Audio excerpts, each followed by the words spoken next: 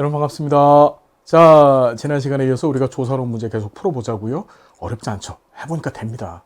돼요. 우리 할 수 있어요.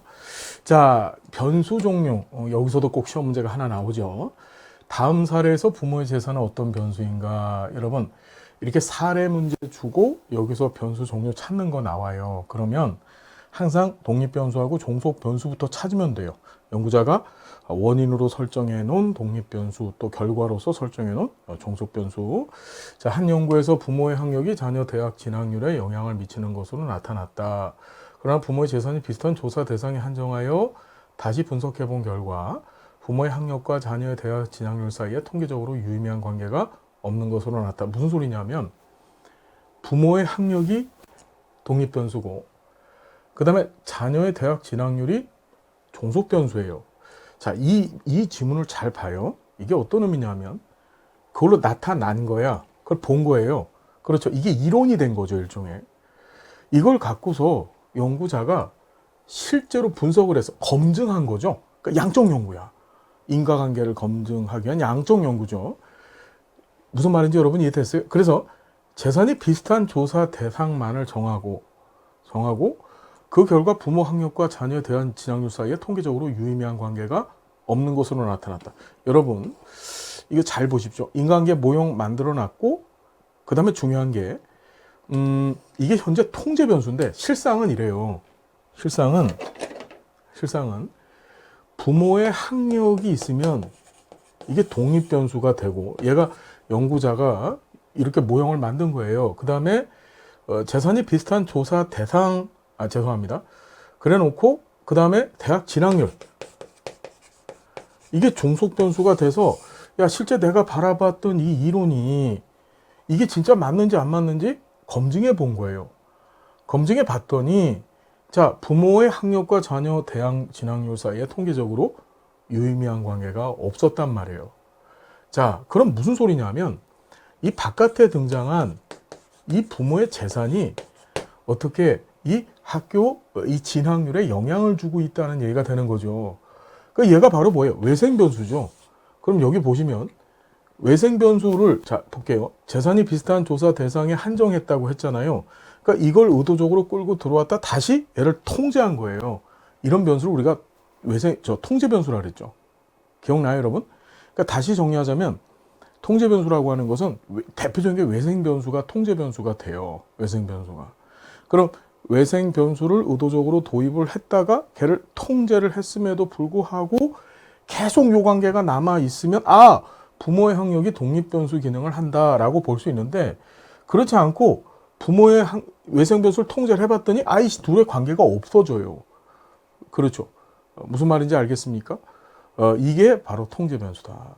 그래서 시험에 나올 때 뭐뭇이 비슷한, 뭐뭇이 동일한 이런 표현 등장하면 그게 통제 변수라고 공부했었어요. 자, 할 수 있습니다. 넘어가고요.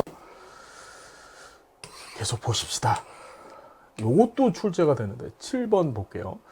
다음에 알맞은 내용으로 옳은 것 했어요. 독립변수 앞에서 독립변수에 영향을 준대요. 그거 선행변수죠. 앞에 있으니까. 독립변수 결과인 동시에 종속변수 원인이 된대요. 이건 매개변수잖아요. 그죠? 이게 모형이 이렇게 있으면 독립변수, 종속변수 가운데 이렇게 껴서 독립변수의 결과이면서 종속변수의 원인이 되는 거잖아요. 그죠? 다른 변수에 의존하지만 다른 변수에 영향을 미칠 수 없는 변수. 그게 이제 강제로 질질질 끌려다니는 무슨 변수? 종속변수죠.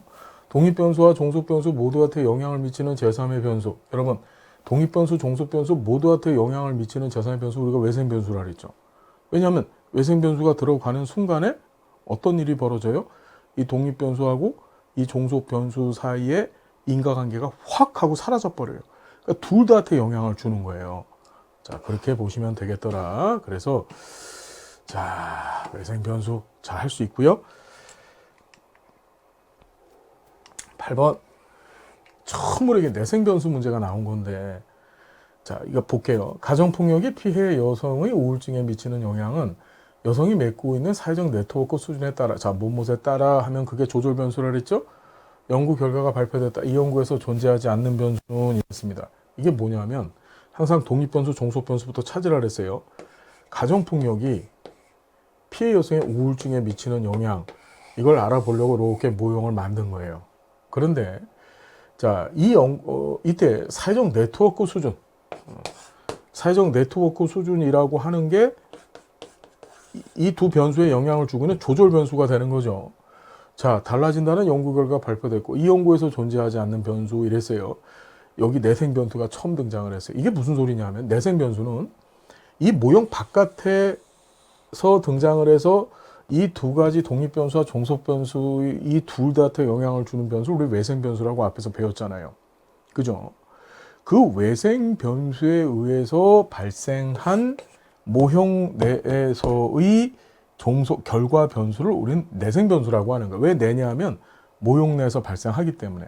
사실 이 얘기는 뭐냐 하면 가정폭력이 여성의 우울증에 미치는 영향인데 중요한 건 여성의 우울증이라고 하는 결과를 발생시키는데 꼭 가정폭력만 있다? 그거 아니라는 거예요. 우리 인행사 시간에 배우셨지만 뭐 여자분들이 이제 중년이 됐었을 때 그 에스트로겐 호르몬 대사 때문에 우울증이 발생할 수도 있고 또 애들이 공부 뒷다 안 해갖고서 말썽만 피우고 그래서 우울증 발생할 수도 있잖아요. 그게 사실은 전부 외생 변수라는 거예요. 그죠? 이 외생 변수에서 발생한 이 우울증은 이걸 내생 변수라고 얘기하더라. 이해됐나요? 그럼 여기는 지금 뭐가 안 보여요? 매개 변수가 안 보이죠. 독립 변수는 가정폭력이고 그 다음에 우울증은 종속 변수가 되는 거고 그 다음에 네트워크 수준은 조절 변수가 되는 거고 그 다음에 역시 우울증은 내생 변수가 돼. 다시 얘기한다면 우리 시험에 내생 변수가 출제가 되면 그건 그냥 종속 변수하고 똑같은 거라고 생각하면 돼요. 우리가 항상 어떤 얘기 배웠냐면 확률적이라 그랬어요. 확률적. 그러니까 어떤 독립 변수가 이런 종속 변수를 만들어내는데 100% 기능을 한다. 이걸 이제 완전 관계라고 합니다. 완전 관계. 독립 변수와 종속 변수 사이 완전 관계라고 하는데 그런 건 우리 삶에 있어서 있어 없어. 그런 게 어디 있어. 그렇죠. 둘 사이 인간관계가 전혀 성립하지 않았을 때 그걸 우리가 영관계라 해요. 관계가 없다는 얘기죠. 우리가 통계학에서 0이라고 하는 숫자가 nothing, 없는 거라고 말씀을 드렸었잖아요. 그죠? 그래서 보통은 이 완전 관계와 영관계 사이에서 확률적으로 존재하는 거예요. 보통 한 뭐 60-70% 정도가 영향을 줬다? 아, 그러면 야, 가정폭력이 우울증에 영향을 미치고 있어. 우린 그렇게 추정을 해볼 수 있는 거지. 완벽하게 가정폭력만 여성의 우울증에 영향을 주는 건 아니라는 거죠. 그때 바깥에서 등장한 이런 것들이 전부 외생 변수고 그 외생 변수 때 발생한 결과 변수를 우리 뭐라고 하더라? 내생 변수라고 하더라.